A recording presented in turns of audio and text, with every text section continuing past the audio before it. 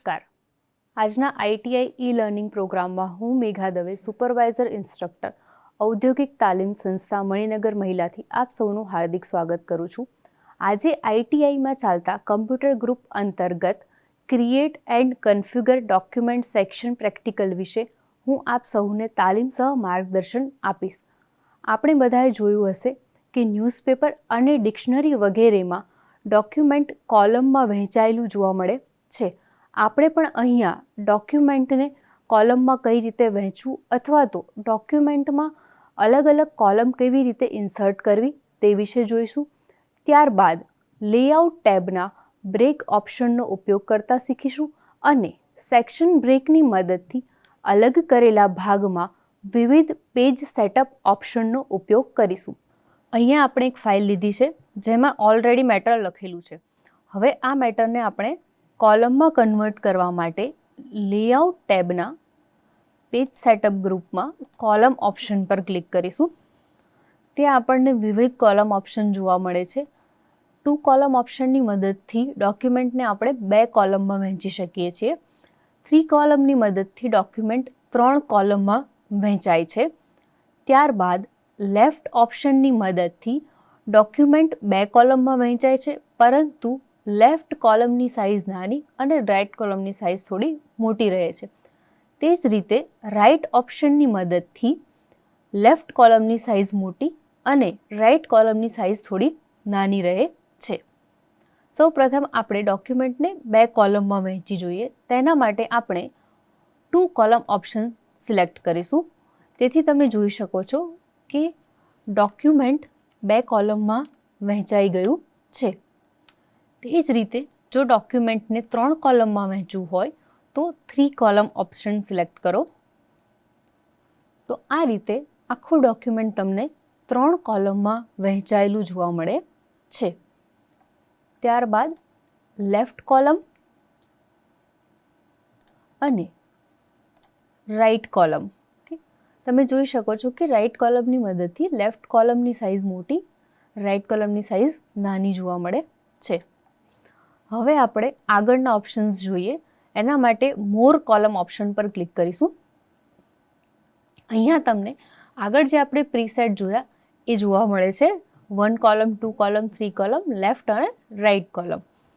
જો તમારે કોઈ ચોક્કસ કોલમના ડોક્યુમેન્ટ બનાવવું હોય તો નંબર ઓફ કોલમ્સમાંથી કોલમ નંબર સિલેક્ટ કરી શકો છો. ધારો કે આપણે અહીંયા 4 કોલમનું ડોક્યુમેન્ટ બનાવવું છે તો નંબર ઓફ કોલમ્સમાં 4 લખીશ અને વિડ્થ અને સ્પેસિંગની મદદથી તમે તમારી રીતે કોલમની વિડ્થ અને સ્પેસિંગ એટલે કે 2 કોલમની વચ્ચે જગ્યા કેટલી રાખવી છે તે નક્કી કરી શકો છો.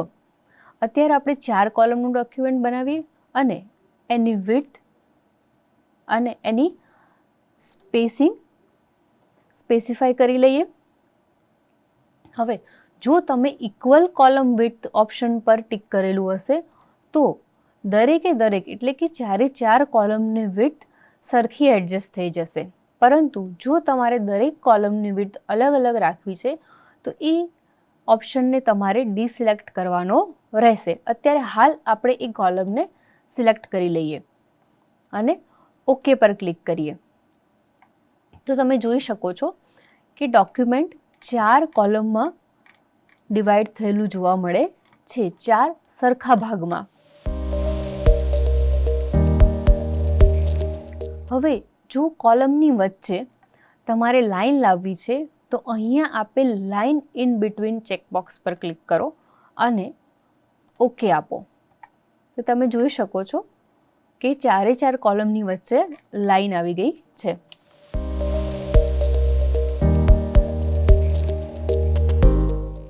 હવે આપણે અહીંયા નીચે આપેલ ઓપ્શન અપ્લાય ટુ જોઈશું. અત્યાર સુધી આપણે જ્યારે ડોક્યુમેન્ટમાં કોલમ અપ્લાય કરી ત્યારે હોલ ડોક્યુમેન્ટ ઓપ્શન સિલેક્ટ કરેલો હતો, જેથી શું થયું છે કે આખા ડોક્યુમેન્ટની અંદર આપણે જે પણ ઓપ્શન સિલેક્ટ કર્યા એ બધા અપ્લાય થઈ ગયા. પરંતુ જો તમારે ધીસ પોઈન્ટ ફોરવર્ડ ઓપ્શનનો ઉપયોગ કરવો હોય તો સૌપ્રથમ આપણે ડોક્યુમેન્ટને નોર્મલ કરી લઈએ.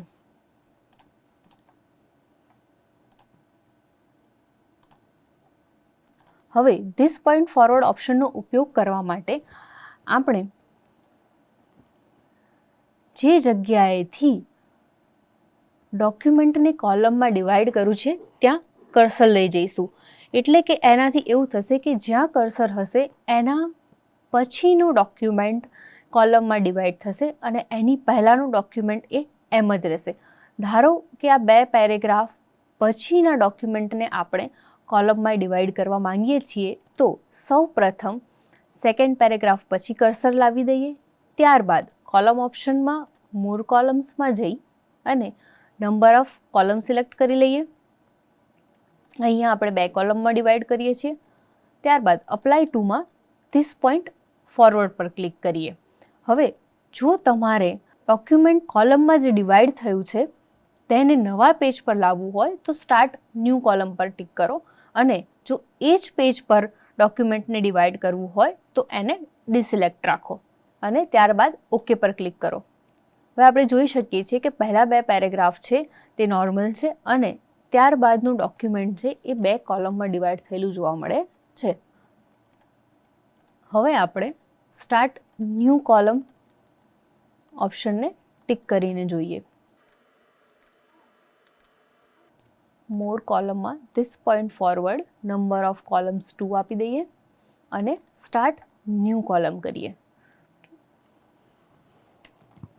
અહીંયા આપણે જોઈ શકીએ છીએ કે નવા પેજથી ડોક્યુમેન્ટ 2 કોલમમાં ડિવાઈડ થઈ ગયું છે. આ રીતે આપણે વિવિધ કોલમ ઓપ્શનનો ઉપયોગ કરી અને ડોક્યુમેન્ટને કોલમમાં ડિવાઈડ કરી શકીએ છીએ. ત્યારબાદ આપણે લેઆઉટ ટેબના બ્રેક ઓપ્શન્સ જોઈશું. લેઆઉટ ટેબમાં બ્રેક ઓપ્શનની અંદર 2 પાર્ટ હોય છે, પેજ બ્રેક અને સેક્શન બ્રેક. પેજ બ્રેકની મદદથી ડોક્યુમેન્ટના 2 પેજની વચ્ચે બ્રેક લગાવી શકાય છે અને સેક્શન બ્રેકની મદદથી ડોક્યુમેન્ટના પેજીસ કે પેજમાં લખેલા ટેક્સ્ટને અલગ અલગ સેક્શનમાં વહેંચી શકીએ છીએ. તો સૌ પ્રથમ પેજ બ્રેક ઓપ્શન્સ જોઈએ. પેજ બ્રેક ઓપ્શન્સમાં સૌથી પહેલો ઓપ્શન્સ છે પેજ. આ ઓપ્શનની મદદથી જે જગ્યા પર આપણે કર્સર રાખીશું એના પછીના ટેક્સ્ટ છે એ નેક્સ્ટ પેજ પર આવી જશે.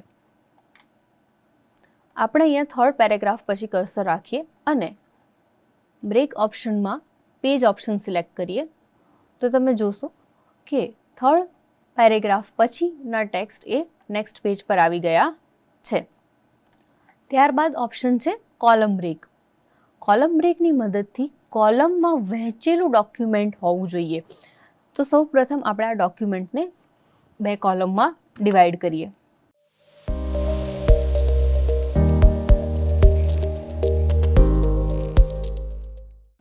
હવે જો તમે ઈચ્છો છો કે અહીંયા મેં જ્યાં કર્સર રાખ્યું છે ત્યાંથી જે ટેક્સ્ટ છે એ નેક્સ્ટ કોલમ પર આવી જાય તો એના માટે આપણે કોલમ બ્રેકનો ઉપયોગ કરીશું. તો જ્યાંથી ટેક્સ્ટ આપણે નેક્સ્ટ કોલમ પર લઈ જવા છે ત્યાં આગળ કર્સર રાખી અને બ્રેક ઓપ્શનમાં કોલમ પર ક્લિક કરો, જેથી તમે જોઈ શકો છો કે વિડીયો પ્રોવાઇડ્સથી ટેક્સ્ટ છે એ નેક્સ્ટ કોલમમાં આવી ગયા છે.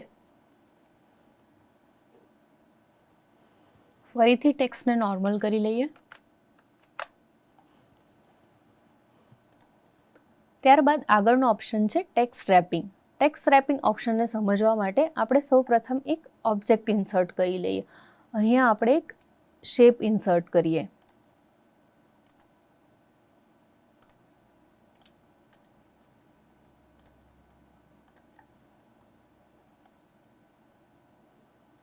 હવે તમે અહીંયા જોઈ શકો છો કે શેપની આજુબાજુ ટેક્સ્ટ લખેલા આવે છે. હવે જો તમે ઈચ્છો છો કે કોઈ એક લાઇનથી ટેક્સ્ટ એ ઓબ્જેક્ટની નીચેની બાજુ આવે તો એના માટે આપણે ટેક્સ્ટ રેપિંગ ઓપ્શનનો ઉપયોગ કરીશું. કે માની લો કે અહીંયા વેન યુ ક્લિક ઓનલાઈન વિડીયોથી આપણે ટેક્સ્ટને આ ઇમેજની અથવા તો આ ઓબ્જેક્ટની નીચે લાવવા માંગીએ છીએ તો ત્યાં આગળ કર્સર રાખી લેઆઉટમાં બ્રેક ઓપ્શનમાં ટેક્સ્ટ રેપિંગ પર ક્લિક કરીશું, જેથી તમે જોઈ શકો છો કે બાકીના ટેક્સ્ટ છે એ ઓબ્જેક્ટની આજુબાજુ એમ જ છે અને વેનથી ટેક્સ્ટ છે એ અહીંયા નીચે આવી જાય છે. હવે આ ઓપ્શનથી શું થાય છે એ આપણે ઓબ્જેક્ટ વગર જોઈએ. એના માટે આપણે હોમ ટેબમાં પેરેગ્રાફ માર્ક્સ ઇન્સર્ટ કરી લઈએ. ધારો કે ક્લિક પછીના જેટલા પણ સેન્ટેન્સ છે એ મારે નીચેની સાઈડ લાવવા છે, તો હું સિમ્પલી એના માટે એન્ટર ક્લિક કરું તો એ નીચેની સાઈડ આવી જાય છે. પણ તમે જોઈ શકો છો કે અહીંયા એન્ટર કરવાથી નવો પેરેગ્રાફ પણ બની જાય છે. જ્યારે આ જ વસ્તુ જો હું ટેક્સ્ટ રેપિંગથી કરું તો તમે જોઈ શકો છો કે આ પેરેગ્રાફ નવો બનતો નથી અને એ ટેક્સ્ટ એ નીચેની લાઈનમાં આવી જાય છે. હવે આ પેરેગ્રાફ માર્ક્સને હટાવી લઈએ. હવે આપણે સેકન્ડ પાર્ટ જોઈએ, સેક્શન બ્રેક. હવે સેક્શન બ્રેકની મદદથી આપણે ટેક્સ્ટને અલગ અલગ ભાગમાં વહેંચી શકીએ છીએ. એનો સૌથી પહેલો ઓપ્શન છે નેક્સ્ટ પેજ. નેક્સ્ટ પેજ ઓપ્શનની મદદથી આપણે કર્સર રાખેલ ટેક્સ્ટ પછીના ટેક્સ્ટને આપણે અલગ પેજમાં જશે અને એ અલગ સેક્શન પણ બનશે. અહીંયા આપણે થર્ડ પેરેગ્રાફની આગળ કર્સર રાખ્યું છે અને નેક્સ્ટ પેજ ઓપ્શનને સિલેક્ટ કરીએ કે તમે જોઈ શકો છો કે આપણો પેરેગ્રાફ નવા પેજ પર પણ આવી ગયો છે અને અહીંયાથી અલગ સેક્શન પણ બની ગયું છે. એટલે કે આ જે પેજ છે એનું એક સેક્શન અને ત્યારબાદનું સેક્શન અલગ થઈ ગયું છે. ત્યારબાદનો ઓપ્શન છે કન્ટિન્યુઅસ. કન્ટિન્યુઅસ ઓપ્શનથી સેમ પેજની અંદર અલગ અલગ સેક્શનમાં ડિવાઈડ કરી શકીએ છીએ. એટલે કે ટેક્સ્ટ છે એ સેમ પેજ પર રહેશે પરંતુ બંને અલગ અલગ સેક્શનમાં ડિવાઈડ થઈ જશે. આ જ વસ્તુ આપણે કન્ટિન્યુઅસમાં જોઈએ. થર્ડ પેરેગ્રાફની આગળ કર્સર રાખી અને કન્ટિન્યુઅસ ઓપ્શન સિલેક્ટ કરું છું. ઓકે, જો તમે જોઈ શકો છો કે આગળના ઓપ્શનમાં ક્લિક પછી એટલે કે થર્ડ પેરેગ્રાફ નેક્સ્ટ પેજ પર જતો રહ્યો હતો, પણ અહીંયા આ પેરેગ્રાફ એ આ જ પેજ પર રહે છે પરંતુ આ એક સેક્શન બને છે અહીંયા સુધીનું અને ત્યારબાદનું એક અલગ સેક્શન બની જાય છે. આ બંને અલગ અલગ સેક્શન કરવાનો શું ફાયદો છે એના માટે આપણે એક પેજ સેટઅપ ઓપ્શન સેટ કરીને જોઈએ. ઓકે, હવે ધારો કે મારે આ જે સેક્શન છે એમાં કોલમ અપ્લાય કરવું નથી અને જે બીજો સેક્શન છે એની અંદર જ ફક્ત કોલમ અપ્લાય કરવું છે. ઓકે, તો એના માટે આપણે જે સેક્શનમાં કોલમ અપ્લાય કરવું છે ત્યાં કર્સર રાખી કોલમમાં 2 કોલમ સિલેક્ટ કરીએ. એટલે તમે જોઈ શકો છો કે આખું ડોક્યુમેન્ટ 2 કોલમમાં ડિવાઈડ થવાની બદલે જે સેક્શન પર આપણું કર્સર હતું એ જ સેક્શન પર આ page setup column option apply થયો છે. એ જ રીતે જો હું ફર્સ્ટ સેક્શનની અંદર કોલમ અપ્લાય કરવા માંગતી હોઉં તો ત્યાં કર્સર રાખી અને કોલમ્સમાં જઈને 2 કોલમ સિલેક્ટ કરું છું. ઓકે, તમે જોઈ શકો છો કે પહેલા સેક્શનની અંદર જ અપ્લાય થયું છે, બીજા સેક્શનની અંદર અપ્લાય થતું નથી. આ રીતે તમે વિવિધ પેજ સેટઅપ ઓપ્શન્સને અલગ અલગ સેક્શનમાં અપ્લાય કરી શકો છો. ત્યારબાદ આપણે જોઈશું ઇવન પેજ અને ઓડ પેજ ઓપ્શન. ઘણીવાર એવી જરૂર પડે કે આપણે કોઈ ટોપિક અથવા તો કોઈ હેડિંગને આગળ ઇવન અથવા ઓડ પેજ પર જ લઈ જવા માંગતા હોઈએ. એ સમજવા માટે સૌપ્રથમ આપણે પહેલાં પેજ નંબર ઇન્સર્ટ કરી લઈએ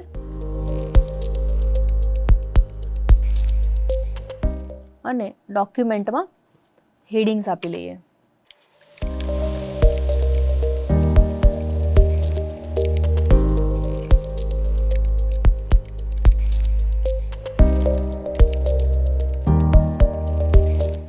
હેડિંગને થોડું ફોર્મેટિંગ કરી લઈએ.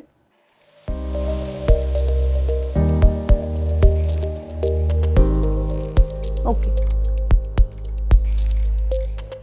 હવે આપણે ધારો કે હેડિંગ 2ને મારે જો ઓડ પેજ પર લઈ જવું હોય ઇવન પેજને બદલે, ત્યારે હું બ્રેક ઓપ્શનમાં ઓડ પેજનો ઉપયોગ કરીશ. એટલે હેડિંગ 2નું પેજ બ્રેક તો થશે પણ એ સેકન્ડ પેજ પર જવાને બદલે એ થર્ડ પેજ પર જશે. હેડિંગ 2ની આગળ કર્સર રાખી અને ઓડ પેજ પર ક્લિક કરીશ. એટલે હવે તમે જોઈ શકો છો કે પેજ નંબર 1 ત્યારબાદ પેજ નંબર 3 જોવા મળે છે. તેવી જ રીતે જો હેડિંગ 3ને મારે નેક્સ્ટ પેજ પર લઈ જવું હોય પણ નેક્સ્ટ પેજ એ ઓડ પેજ પર છે પરંતુ એને ઇવન પેજ પર લઈ જવું હોય તો હેડિંગથી આગળ કર્સર રાખી અને ઇવન પેજ ઓપ્શન હું સિલેક્ટ કરીશ. ઓકે, તો તમે જોઈ શકો છો કે પેજ નંબર 2 બાદ પેજ નંબર 3 આવવાની જગ્યાએ પેજ નંબર 4 જોવા મળે છે. હવે તમે અહીંયા જોઈ શકો છો કે એક પેજ મિસિંગ જોવા મળે છે, તો એ એક પેજ એ રિમૂવ થતું નથી, પરંતુ તમે પ્રિન્ટ પ્રિવ્યૂ કરીને જુઓ તો તમે જોઈ શકો છો કે એ પેજ તમને બ્લેન્ક જોવા મળશે. કે તમે અહીંયા જોઈ શકો છો કે વચ્ચેનું પેજ એ બ્લેન્ક દેખાઈ રહ્યું છે. તો આપણે અહીંયા વિવિધ બ્રેક ઓપ્શન્સ જોયા, જેમાં પેજ બ્રેકની મદદથી આપણે અલગ અલગ પેજમાં ડોક્યુમેન્ટને ડિવાઈડ કરી શકીએ છીએ, કોલમમાં ડોક્યુમેન્ટને ડિવાઈડ કરી શકીએ છીએ. ટેક્સ્ટ રેપિંગની મદદથી આપણે ઓબ્જેક્ટની આજુબાજુ લખેલ ટેક્સ્ટમાંથી કયું ટેક્સ્ટ ઓબ્જેક્ટની નીચે લાવવું તે જોઈ શકીએ છીએ. તેમજ ટેક્સ્ટ રેપિંગ એ અલગ પેરેગ્રાફ ક્રિએટ કરતું નથી, ફક્ત એને અલગ લાઇનમાં જ લઈ જાય છે. ત્યારબાદ સેક્શન બ્રેકમાં આપણે જોયું કે નેક્સ્ટ પેજની મદદથી આપણે સેમ પેજની અંદર અલગ અલગ સેક્શન ડિવાઈડ કરી શકીએ છીએ. તેનાથી આપણે એક જ પેજની અંદર 2 અલગ અલગ પેજ સેટઅપ ઓપ્શનનો ઉપયોગ કરી શકીએ છીએ. ત્યારબાદ આપણે સેક્શન બ્રેકમાં જોયું કે એક જ પેજની અંદર વિવિધ સેક્શન ડિવાઈડ કરીને આપણે કઈ રીતે પેજ સેટઅપ ઓપ્શન્સને ઉપયોગ કરી શકીએ છીએ. ત્યારબાદ ઇવન પેજ અને ઓડ પેજ બ્રેકની મદદથી આપણે પર્ટિક્યુલર ટેક્સ્ટ અથવા પર્ટિક્યુલર પેરેગ્રાફને ઇવન કે ઓડ પેજ પર લઈ જઈ શકીએ છીએ. જો આપેલ સેક્શન બ્રેક અથવા તો પેજ બ્રેકને રિમૂવ કરવું હોય તો એના માટે આપણે હોમ ટેબમાં સૌપ્રથમ શો એન્ડ હાઇડ પેરેગ્રાફ પર ક્લિક કરી લઈએ. ત્યારબાદ રિપ્લેસ પર જઈ મોરમાં જઈ સ્પેશિયલ પર ક્લિક કરી સેક્શન બ્રેક પર ક્લિક કરો અને રિપ્લેસ વિથને બ્લેન્ક રાખીને રિપ્લેસ ઓલ પર ક્લિક કરો. તમે અહીંયા જોઈ શકો છો કે વી મેડ 3 રિપ્લેસમેન્ટ, એટલે કે 3 સેક્શન છે અને 3 સેક્શન રિમૂવ થઈ ગયા છે. આ રીતે આપણે સેક્શન બ્રેક અને પેજ બ્રેકને રિમૂવ કરી શકીએ છીએ. પેરેગ્રાફ માર્ક્સને હટાવી લઈએ. MS વર્ડના આ પ્રેક્ટિકલમાં આજે આપણે ન્યૂઝપેપર સ્ટાઇલ ડોક્યુમેન્ટ બનાવતા શીખ્યા. ત્યારબાદ પેજ બ્રેક અને સેક્શન બ્રેક ઓપ્શનની મદદથી ડોક્યુમેન્ટમાં રહેલ ટેક્સ્ટને અથવા તો પેજીસને વિવિધ વિભાગમાં કઈ રીતે વહેંચી શકીએ છીએ તે જોયું, અને અલગ અલગ વિભાગમાં રહેલ ટેક્સ્ટને આપણે કઈ રીતે અલગ અલગ પેજ સેટઅપ ઓપ્શનનો ઉપયોગ કરી શકીએ છીએ તે વિશે શીખ્યા. તો આપને આ પ્રેક્ટિકલ વિશે સંપૂર્ણ માહિતી મળી હશે. આભાર.